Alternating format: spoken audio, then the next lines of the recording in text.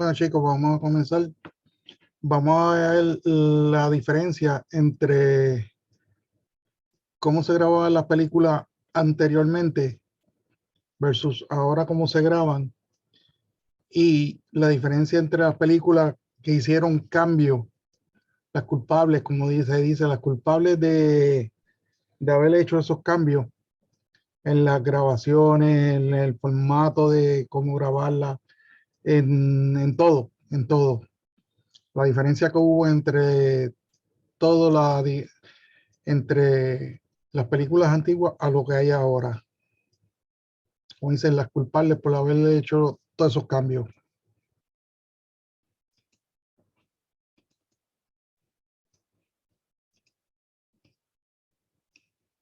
Esta no es-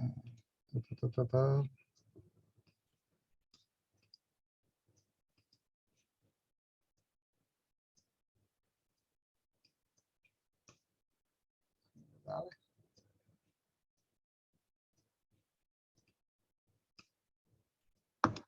No sé, tío.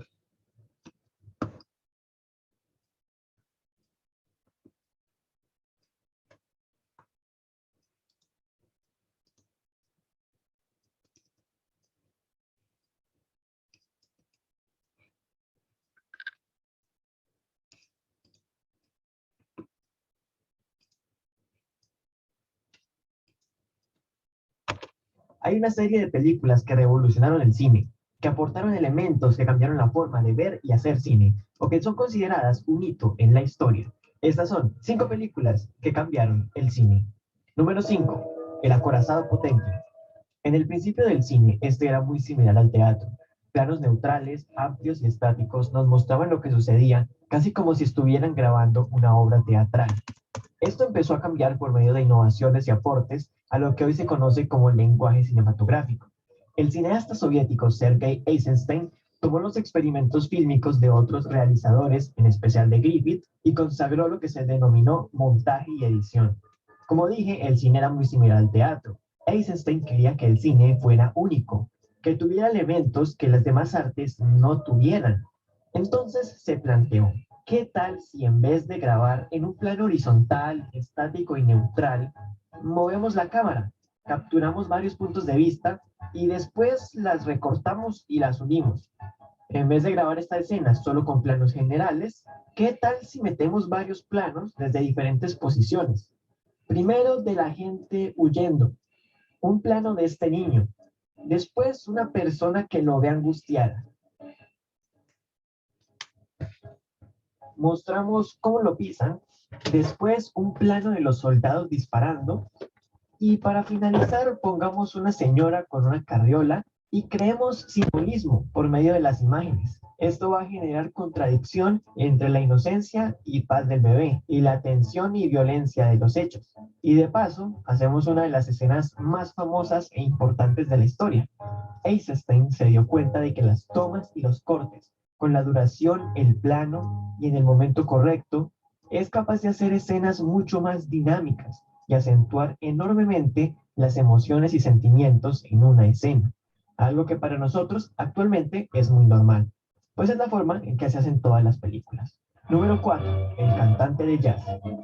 La mayoría de estas películas hay que tener en cuenta el contexto en el que se estrenaron. Si no, vamos a decir, ¿y eso qué tiene de especial? Tenemos que tener en cuenta que las películas que se realizaban por allá en 1927, todas eran mudas, se narraban por medio de la música y de los intertítulos, pero nada de diálogos.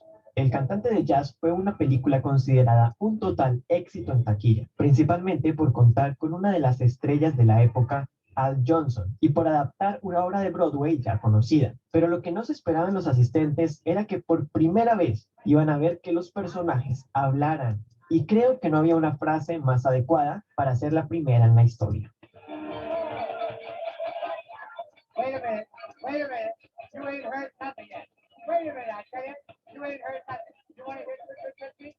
Imagínense la impresión de los asistentes contándole a los demás sobre la impresionante película donde los personajes hablan. Aunque decir que la película tenía diálogos es un poco exagerado. La película es muda en su mayoría, apenas contiene 2 minutos de diálogo con sonido, así que es más una película muda con algunas palabras que en sí una película sonora. La que se considera como la primera película sonora es Luces de Nueva York. Sin embargo, esta película fue suficiente para que los estudios se dieran cuenta de que el cine sonoro era posible, taquillero y fascinante. El cantante de jazz cambió radicalmente la forma de hacer cine. A partir de ese momento se hicieron cada vez más películas con diálogos sonoros hasta que se convirtió en lo más normal y casi que quedó eliminado el cine mudo. Número 3. Toy Story. La animación es una forma muy primitiva de cine que claramente viene del dibujo y de la pintura. Es decir, que la forma estándar o básica de hacer animación es a mano, con lápices, colores, hojas y un montón de instrumentos prácticos más. Y aún sigue siendo la base y algo primordial de la animación. Sin embargo, actualmente la forma más común en la que se nos presentan las películas animadas es con animación con gráficos generados por computadora en 3D. Toy Story, estrenada en 1995, fue un gran paso en el avance de la tecnología a favor del arte cinematográfico. Nunca nadie antes había hecho una película por completo con animación en 3D. Esto permitió movimientos, escenarios y personajes más realistas, diferentes ángulos y puntos de vista al usar una cámara virtual. También fue una película que reforzó el reemplazo del celuloide y la posibilidad de hacer una película enteramente digital. Número 2. El proyecto de la Bruja de Blair. El proyecto de la Bruja de Blair no es, por así decirlo, una película con un gran guión o con una gran historia. Su potencial es en la forma en cómo cuentan una historia sencilla. Empezando por la promoción de la película al hacerla pasar como por algo que de verdad ocurrió. Supuestamente, 3 cineastas desaparecieron mientras caminaban en las colinas negras en 1994 para filmar un documental sobre una leyenda local conocida como la Bruja de Blair. La película afirma que los 3 jóvenes no fueron vistos nunca más, y un año más tarde todo su equipo fue descubierto.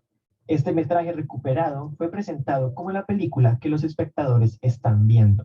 Los actores conocían de qué trataba la película, pero no los detalles. Realmente no sabían qué tenían que hacer, por lo cual gran parte de la película es improvisada, con el fin de darle más realismo a la película. La película solamente costó $24,000 y fue grabada en 8 días. Los actores eran los camarógrafos, así se conseguía ese estilo de documental, grabado realmente con cámaras baratas y de mala calidad. En definitiva, una película amateur, casera, que se podría considerar mala, pero fue todo lo contrario. La película fue todo un éxito, tanto que actualmente es la segunda película con las ganancias más rentables de la historia, ganando más de $150 millones, solo por debajo de Actividad Paranormal. Esta película consagró el subgénero de metraje encontrado o de cámara en mano, y es precisamente la naturalidad y el realismo lo que la hace tan inquietante y aterradora. Pero la principal influencia de esta película en las formas futuras del cine, o más bien en los futuros cineastas, era el mensaje de no necesitas ni un gran estudio, ni cámaras costosas, ni actores reconocidos, ni un gran presupuesto para hacer una buena película y que de paso sea ridículamente popular y taquillera. Pocos recursos en las manos correctas pueden lograr grandes hazañas. Número 1. Avengers Endgame. La más reciente película de los Vengadores no es que precisamente aporte algo técnicamente significativo al cine, pero sin embargo demuestra el poder del cine para convocar a la humanidad.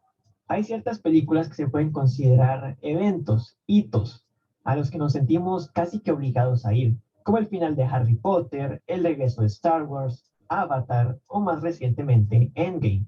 Esta quizás sea una de las películas más grandes de entre las que se han hecho y las que se van a hacer. No tanto por el presupuesto, por la cantidad de personajes que hay en pantalla o por los récords de taquilla que está rompiendo, sino a nivel social. Se ha convertido en un fenómeno masivo que nos ha movilizado a todos a las salas de cine y todavía le queda mucho tiempo en cartelera. Así que es muy probable que termine como la película que más personas han visto en toda la existencia del cine. Y eso merece una marca en la historia. Y así como estas, hay un montón más de películas significativas.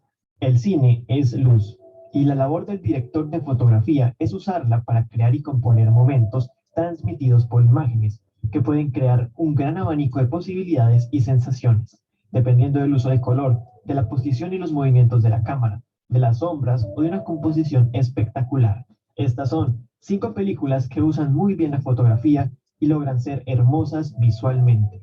Antes de comenzar, he de decir que estas son solo un trozo de una gran lista de películas, que esto puede ser muy subjetivo y que no están en ningún orden. Las películas fantásticas siempre son una oportunidad para crear mundos, personajes y momentos muy atractivos y peculiares, casi siempre generados por computador. Sin embargo, hay algunas películas que son la excepción, como la película que está en el número 5, El sueño de Alejandría, dirigida por Tarzan Singh y director de fotografía Colin Watkinson. Esta película es una excepción, ya que casi todo lo que vemos es real, grabada en más de 20 países en lugares existentes o creados como set. La belleza de sus imágenes radica sobre todo en sus locaciones, desde grandes paisajes desérticos, pasando por escenas selváticas y arquitectura clásica, todas plasmadas en cuadros de simetría, detalle y armonía. La película se divide en dos historias: el mundo real, el cual presenta colores planos y monocromáticos, y el mundo imaginario, resaltado por brotes de color, saturados y acentuados en ciertos objetos. Los vestuarios complejos y atractivos, combinados con trucos prácticos de cámara, crean composiciones muy interesantes, así duren 2 segundos, que hacen que la película sea más interesante por lo que muestra que por lo que nos quiere decir. Y también resaltar la maravillosa escena de apertura en cámara lenta.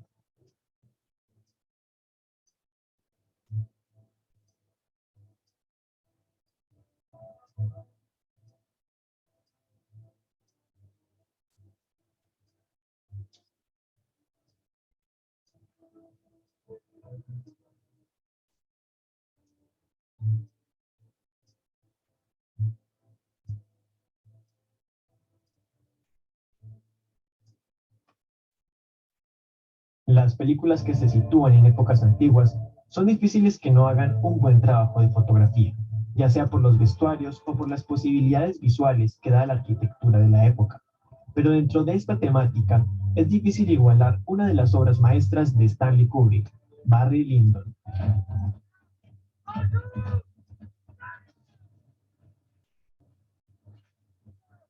Kubrick, conocido por su minucioso y hasta un poco compulsivo perfeccionismo, era de esperar que esta película no fuera la excepción. Junto con John Alcott, su mano derecha en la fotografía, lograron que cualquier escena en Barry Lyndon sea una pintura del siglo XVIII, literalmente todas las escenas. Lo que más me gusta de la fotografía de esta película es la composición de las escenas, cómo los personajes y los objetos están colocados haciendo cuadros muy dinámicos y con muchos elementos, capaces de decirnos mucho sobre los personajes y las situaciones en las que están. También el uso de la luz es increíble. Prácticamente no hay luz artificial. Las escenas son iluminadas o por el sol o por las velas, haciendo que la luz muchas veces sea imprevista, dando imágenes muy naturales. Esta es una de las escenas más icónicas.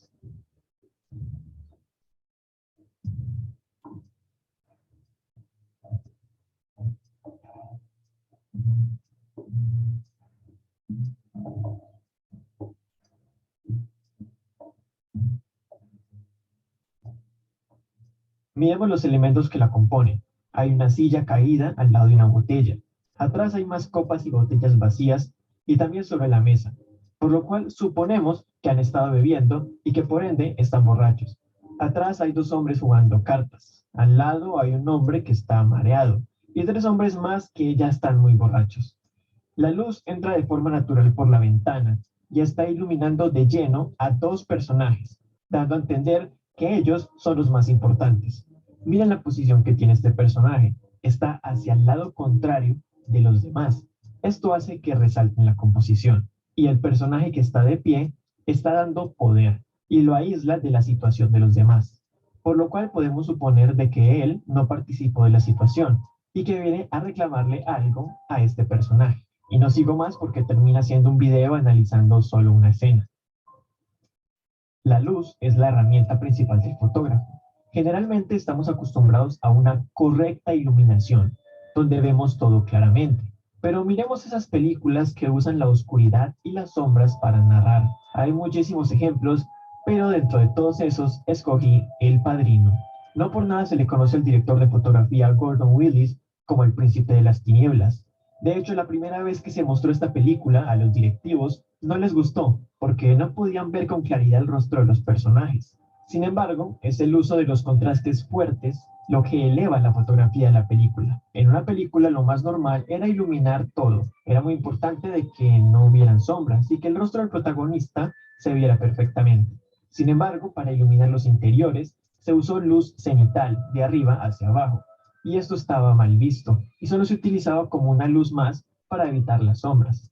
Aún así, Gordon Willis se atrevió y la usó en la película, en parte para disimular el maquillaje de Marlon Brando, y por el otro lado un homenaje al cine negro, con el cual comparten muchas características similares. El Padrino es una película de dualidades y de en sí un mundo oscuro. Los interiores casi siempre muestran los personajes con un lado de la cara oculta por una sombra y el fondo está muy subexpuesto. Allí es donde suceden los sobornos, los acuerdos y los asesinatos.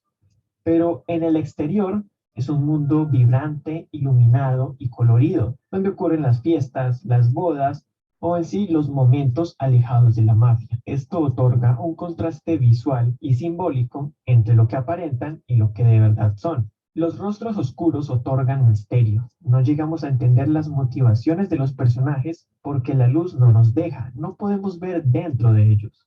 Por ejemplo, el personaje de Michael al inicio de la película tiende a tener una iluminación brillante, pero a medida que se va adentrando al mundo de la mafia, la iluminación va variando entre las sombras y la luz, luchando entre su lado inocente y malvado, para que al final, cuando ya esté decidido a quedarse en ese mundo y comandar el negocio, la luz es reducida y su iluminación es casi penumbra, queda dominado por la venganza y la maldad. Muchos de los directores tienen como objetivo lograr un estilo propio, un sello que haga que sus películas sean reconocibles, ya sea por su estilo narrativo, por los personajes o por su estilo visual. Y en el cine contemporáneo no hay nadie quien haga esto mejor que el director Wes Anderson. Y una de sus mejores películas, El Gran Hotel Budapest. En esta película vemos todas las características del cine de Wes Anderson, empezando por su estricta simetría de poner el elemento principal perfectamente centrado en la composición de las imágenes, usar un solo color y sus variantes para toda la película, sobre todo los colores pasteles, los zooms rápidos y dramáticos, la cámara de piedra, es decir, perfectamente estable, paneos precisos, el uso de maquetas o miniaturas y las situaciones cómicas que parecen involuntarias provocadas por el estilo visual.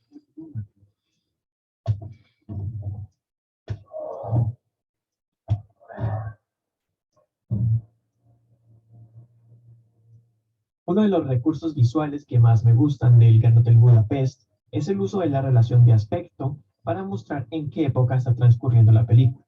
La relación de aspecto es la proporción de la imagen entre su ancho y altura, o estas barras negras arriba y abajo de una película. Este es el estándar o panorámico, o 16:9, aunque actualmente se usa más en las salas del cine el 1:85:1 o 17:9. Wes Anderson usó esto de una forma bastante original para mostrarnos la época en la que transcurre la película.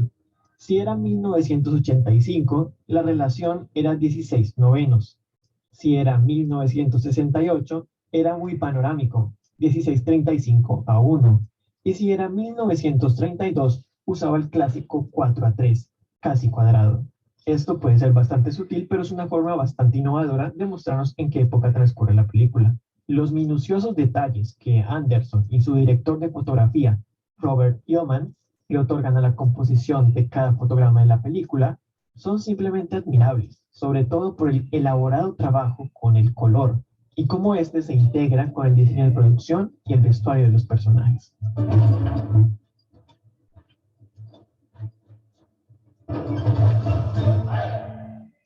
Terrence Malick es uno de los directores que prefiere utilizar las imágenes en vez del diálogo para contarnos una historia. Esto lo ha llevado a que sus películas sean visualmente impresionantes. Y cuando se junta con uno de los mejores directores de fotografía actualmente, Emmanuel Lubezki, crean la película El Árbol de la Vida.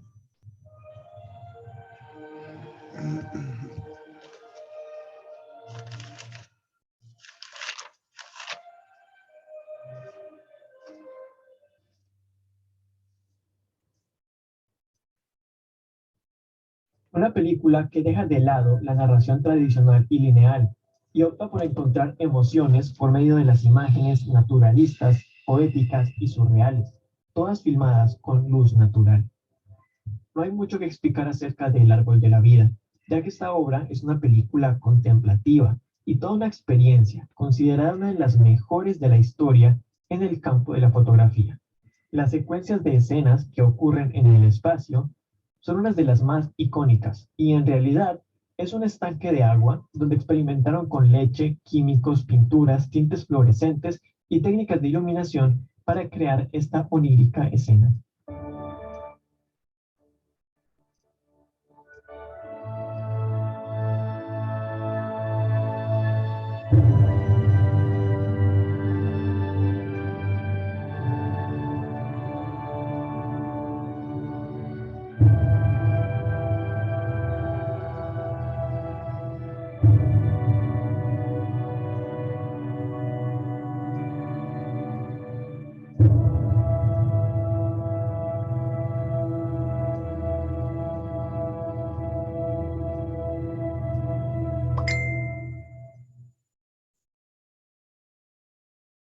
En 1980, los hermanos David y Jerry Zucker, junto con Jim Abrahams, escribieron y dirigieron la película Airplane, conocida en Latinoamérica como ¿Y dónde está el piloto? Y en España como Aterriza como puedas. Bueno, dejemos esas traducciones a un lado. La película es una parodia del largometraje Zero Hour, donde una epidemia de comida contaminada obliga a un expiloto de la Segunda Guerra Mundial a aterrizar un avión comercial. Aparte, también parodia y referencia películas de catástrofe que estuvieron de moda en esa época. La película se convirtió en un éxito. Su humor racista, xenófobo, estereotipado, satírico, pero sobre todo absurdo. ¿Qué es lo que vieron de cenar esta noche? Bueno, solo dos cosas, carne o pescado. Sí, sí, recuerdo, yo pedí lasaña.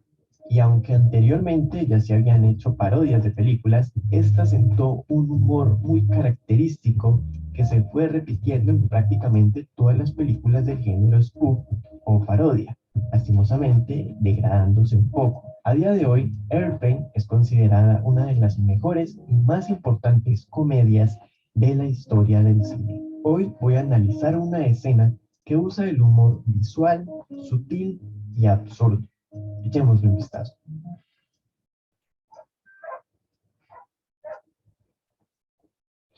Soy Paul Cary del aeropuerto y vengo a recoger al capitán Kramer. Ah, sí, pasa, Paul, ahora bien. Quieto, quieto. Así que tienen una verdadera emergencia. Sí, es lo que parece, pero es que la verdad no tuvieron tiempo de contármelo. No, pero. Chef, quieto. Apuesto que en el aeropuerto siempre están pasando cosas interesantes. Bueno, esa cosa de los aviones tiene sus momentos, pero al cabo de un tiempo uno empieza a acostumbrarse. Pero. No, chef. Cálmate, cálmate. Se pone tan emocionado cuando viene gente nueva. ¿Tú también eres piloto? No, yo solo estoy decidiendo. No. Es increíble. No se puede creer. ¿Cuántas veces le he dicho a esa gente que pruebe antes la comida? Sí, después de tantos años alguien debería hacerse cargo. Bueno, el jefe de aeropuerto, las autoridades y las líneas aéreas son todos unos malhechores. Bien, vamos a ver qué pasa. Espero que hayan notado la gracia de esta escena. Podemos dividirla en dos partes, como la estructura básica de un chiste, la introducción y el remate o gracia. Un hombre va a una casa a buscar a un piloto y es atacado por el perro de allí. Esa sería la introducción, que también tiene su propio remate, y es el ataque del perro, la cual causa más gracia por dos factores. Los efectos de sonido, en este caso los sonidos de un perro rabioso y agresivo, que en realidad, si se fijan, no concuerdan con lo que está sucediendo o con la actitud que tiene el perro, y además es demasiado exagerado. No, yo solo estoy decidiendo. No. Segundo, la poca importancia que le pone la dueña del perro a que estén atacando a un invitado. Y cuando sale en escena el piloto, tampoco le da importancia ni lo mira. Y el chiste se mantiene ya que los dos hablan como si nada y el espejo funciona como el ya clásico y 1000 veces repetido chiste de personas teniendo una conversación común mientras en el fondo ocurre algo hilarante. Después viene la segunda parte, el remate, y esta es la que encuentro más interesante. Esta escena la definiría como absurdamente sutil, y es un gran ejemplo de cómo usar el set, el diseño de producción, o en sí los objetos, para crear comedia visual. Si nos devolvemos un poco en la escena, hay un objeto que cobra mucha importancia, y este es el espejo. Ya sirvió anteriormente para un chiste. La primera vez que lo vemos, pues hace lo que cualquier espejo hace, reflejar. Después, cuando baja el piloto, lo volvemos a ver y hace nuevamente lo correcto, reflejar. Pero es aquí cuando comienza la magia del cine. Hacen un corte al perro rabioso y después el remate. Líneas aéreas son todos unos malhechores. Bien, vamos a ver qué pasa. El piloto atraviesa el espejo. ¿Cómo lo hicieron? La escena se encarga de primero mostrar que el espejo es real, que sí refleja, y sigue siendo real hasta esta toma. Como pueden notar, el movimiento de la cámara y el del actor hacen que quede fuera de cuadro y que solo lo podamos ver por el reflejo del espejo. La siguiente toma del perro se usa como una transición o un distractor, ya que después, cuando volvemos a lo que aparenta ser la misma toma anterior, realmente ha cambiado todo el set, literalmente. Como ya se nos había puesto la idea de que esto que está ahí es un espejo, y como la esposa está mirando de frente, pues suponemos que está mirando al piloto y que ese es el reflejo, cuando en realidad lo que hicieron fue recrear toda esa parte de la casa, es decir, construir un set idéntico invertido en la que el espejo sea simplemente un hueco en la pared con un marco idéntico al del espejo y que los actores estén en la misma posición que cuando estaban en el set anterior. Y así es como el reflejo del piloto logra atravesar el supuesto espejo. Y eso es comedia absurda. Rompe las leyes de la física y de la lógica, el cual es el tipo de humor que más se usa en los dibujos animados. Por otro lado, es un tipo de humor que se aprovecha muy bien o explota las herramientas del cine, como por ejemplo la edición, los encuadres, los efectos prácticos o especiales, los decorados, el set o los objetos de utilería. Bien, muchachos, tomemos una fotografía.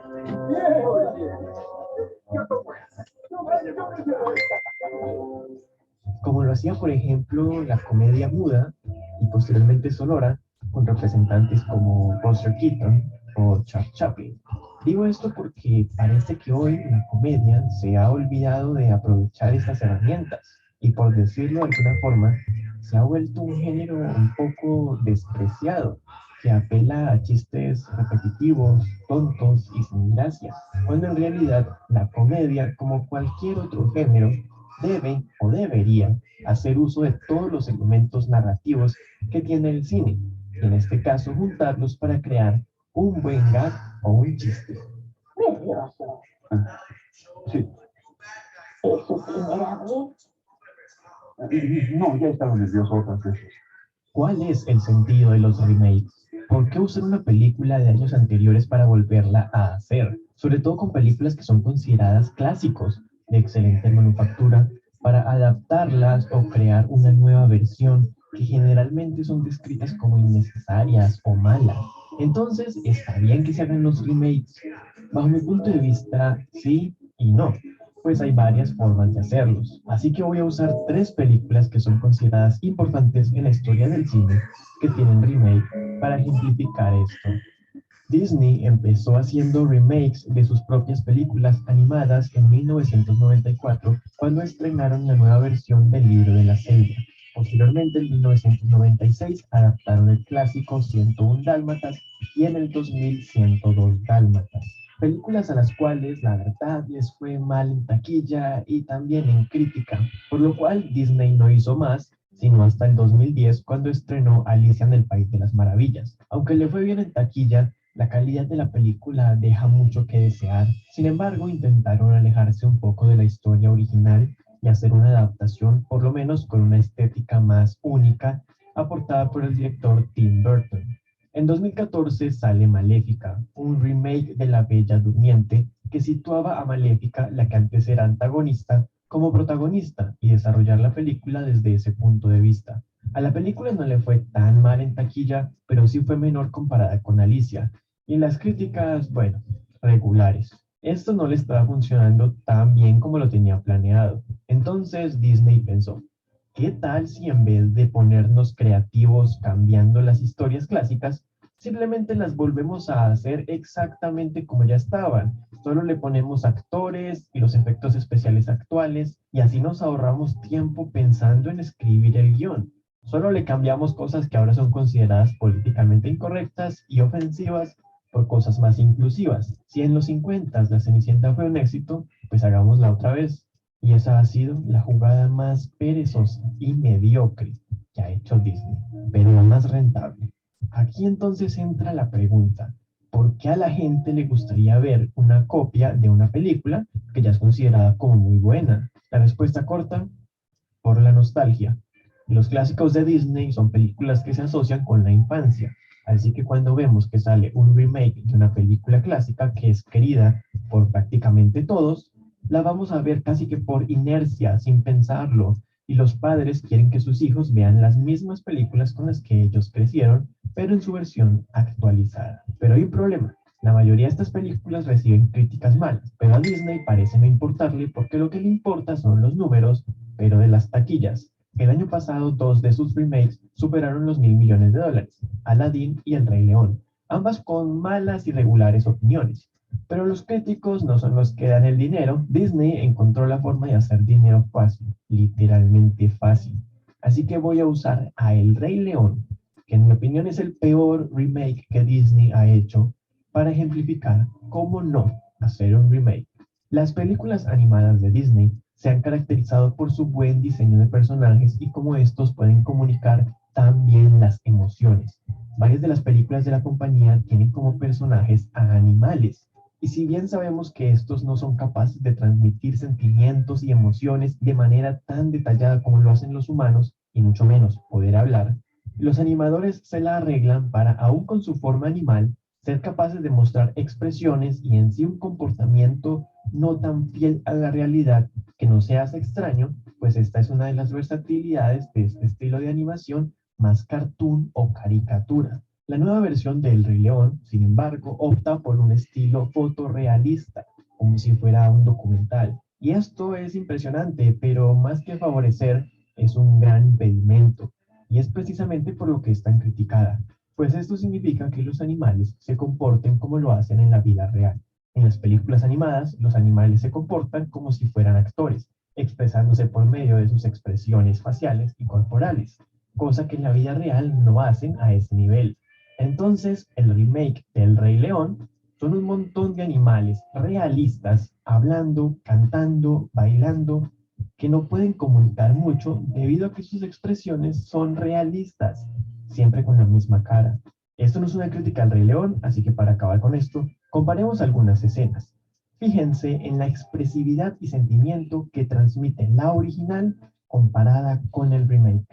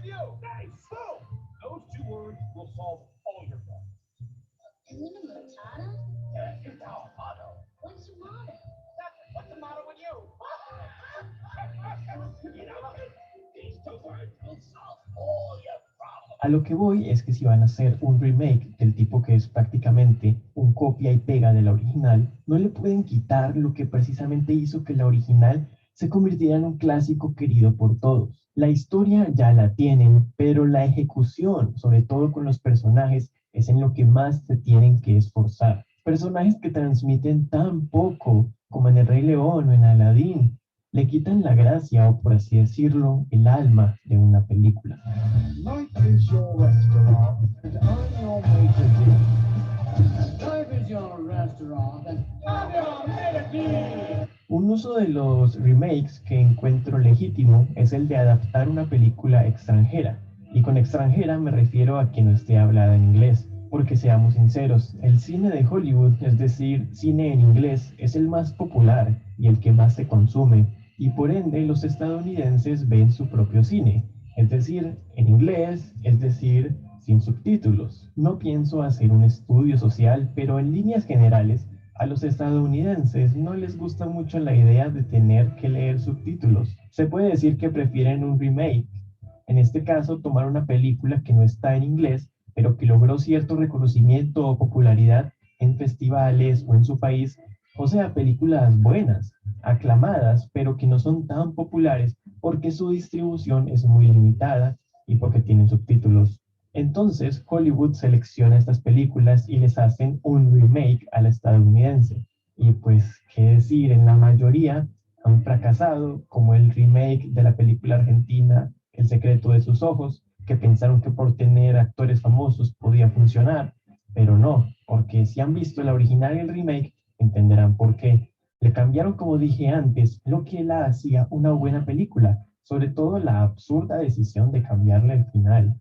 Pero hay otras que en mi opinión son por lo menos decentes, como el remake de Lado o el de la película española Abre los ojos, que en su remake van y las calles, protagonizada por Tom Cruise. U otra que la considero una muy buena película es el remake de la película de Hong Kong Infernal Affairs, que en el 2006 se adaptó con el título de The Departed o Infiltrados, protagonizada por Leonardo DiCaprio, Matt Damon y Jack Nicholson, y dirigida por Martin Scorsese, la cual se llevó el Oscar a Mejor Película. Lo que me gusta de adaptar películas de otros países, aunque siempre tiendo a defender la original, porque es que si una película es buena, da igual qué país la haya hecho o en qué idioma esté. Como decía, lo que me gusta o la gracia que le veo es que puedan mostrar con la misma historia cómo ésta se adapta a una diferente sociedad o cultura, mostrando cambios en sus locaciones o cómo se comportan los personajes, o situaciones que necesitan de cambios, pues no ocurre lo mismo en el país del remake. Incluso también es interesante que en muchas de estas películas los estilos o métodos cinematográficos cambien dictados por los estándares o estilos que predominan en el país o el estilo de cada director. El remake de Scorsese no se puede decir que sea un copia y pega, usa la misma historia, pero las escenas, aunque en varias sí hay una copia directa, gran parte está ejecutada con un ritmo de edición y planos muy diferentes, característicos de su cine más similar al cine de Estados Unidos, mientras que la original es mucho más dramática, emocional, usan más la cámara lenta y sus escenas son más metafóricas.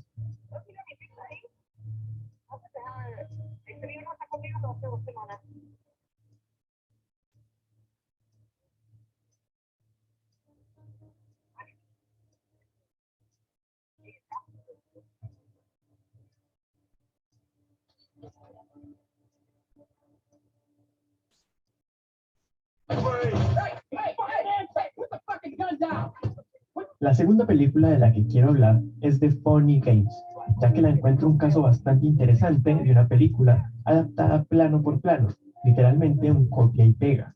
Esta es una película austriaca hablada en alemán del año 1997 dirigida por Michael Haneke, que a día de hoy es considerada una gran película y de las más importantes en su género.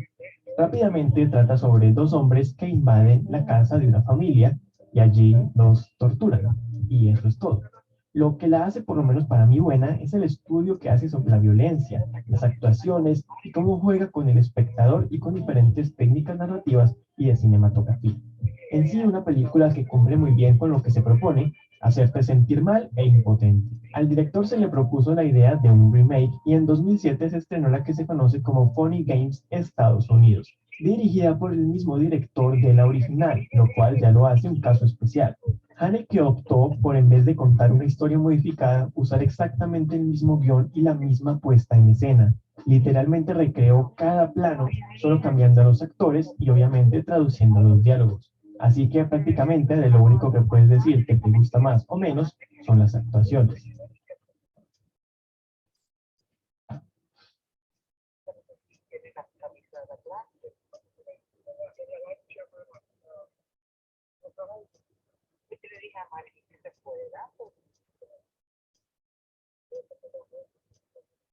Es geht nicht. Gewettet muss werden. Was meinen Sie? Denken Sie, Sie haben eine Chance zu gewinnen?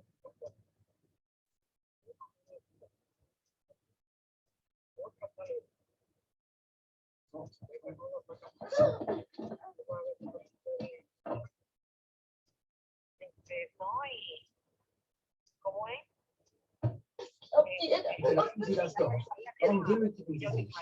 Das ist für mich genauso unangenehm wie für Sie.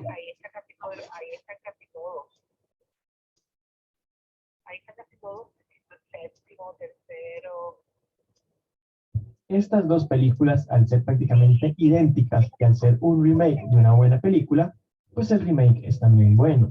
Lo interesante es que el director pensó la película original como una crítica a la violencia, en especial a la de Estados Unidos, por lo que cuando se le propuso el remake para el público de Estados Unidos, no dudó en hacerlo. Te puede parecer innecesario o no, pero un poco triste, estas películas nunca hubieran logrado llegar a tanto público si no es por su versión estadounidense. Llegamos a la que para mí es la mejor forma de hacer un remake, y es tomar la película original como inspiración para crear una historia basada o una recreación o reinterpretación del guión original. Y para esto he seleccionado al clásico del giallo italiano de 1977, Suspiria, y su remake de 2018. El director Luca Guadagnino, junto con el guionista, tomó la base de la historia original de la película de Dario Argento. Una estudiante extranjera va a Alemania a unirse a una academia de baile, y a medida que avanza la película van ocurriendo cosas extrañas o sobrenaturales. Si queremos hablar de las cosas que son diferentes comparando la original con el remake, me tardaría bastante haciéndolo. Y esto es lo que encuentro más positivo. El remake, más que simplemente ser una copia, usa la base y la interpreta o complementa con un estilo propio. Por hablar de algunas diferencias, en la original hay personajes que son terciarios, que aparecen como mucho 8 minutos en pantalla, mientras que en la nueva versión son personajes principales que conducen la trama. En general, en el remake, los personajes tienen más trasfondo, y algunas cosas que en la original no se explicaron o quedan vagas, en el remake se ahonda mucho más y se aclaran algunos cabos sueltos. En la original no importa mucho el lugar donde se desarrolla. En la de 1997 la estudiante va a Friburgo y en el remake va a Berlín, en un contexto histórico de posguerra, lo cual interviene en la trama y así con muchos más elementos, como que ahora el baile es mucho más importante, mientras que en la original apenas se nos muestran un par de escenas sin mucha trascendencia. Como conclusión, si van a hacer un remake, este se debería de usar como un medio en que un nuevo autor pueda crear una reinterpretación de una obra usando la premisa o base argumental y a partir de ahí desarrollar una historia más personal.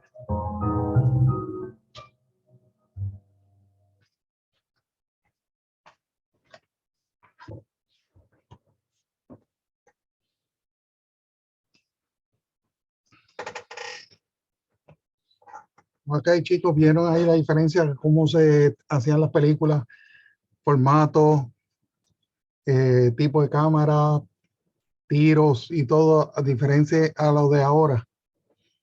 Muy diferente del cielo a la tierra. Ahora cuando ustedes estén viendo una película vieja, verán, van a estar viendo los tiros y viéndolo más técnicamente. No como cuando ves la película por disfrutarla, ahora la van a estar viendo más técnicamente. Bueno, chicos, nos vemos entonces, que tengan bonito día. Se me cuidan. Bye, que disfruten mañana.